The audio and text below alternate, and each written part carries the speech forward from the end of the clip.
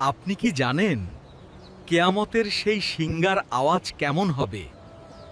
এটি কি কোনো সাধারণ শব্দ, নাকি এমন এক মহাপ্রলয় যা মহাবিশ্বের সব কিছুকে চূর্ণ বিচূর্ণ করে দেবে? হাদিস অনুযায়ী হজরত ইসরাফিল শিঙা মুখে নিয়ে আল্লাহর আদেশের অপেক্ষায় আছেন। প্রথম ফুৎকার, এর আওয়াজ শুরু হবে খুব মৃদুভাবে, কিন্তু ধীরে ধীরে তা এত তীব্র হবে যে মানুষ আতঙ্কে জ্ঞান হারাবে, পাহাড়গুলো ধুলোর মতো উঠতে থাকবে এবং আকাশ ফেটে চৌচির হয়ে যাবে। হৃদয় বিদারক শব্দ।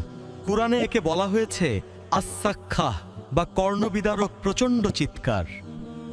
এই শব্দ শোনার সাথে সাথে মহাবিশ্বের প্রতিটি প্রাণহীন ও প্রাণবান বস্তু ধ্বংস হয়ে যাবে। এক লহমায় মৃত্যু। মানুষ যে অবস্থায় থাকবে সেই অবস্থায় ঢলে পড়বে। এমনি কেউ খাবার মুখে তোলার সময়টুকুও পাবে না। সেই ভয়াবহ শব্দের মুখোমুখি হওয়ার আগে নিজেকে তৈরি করুন।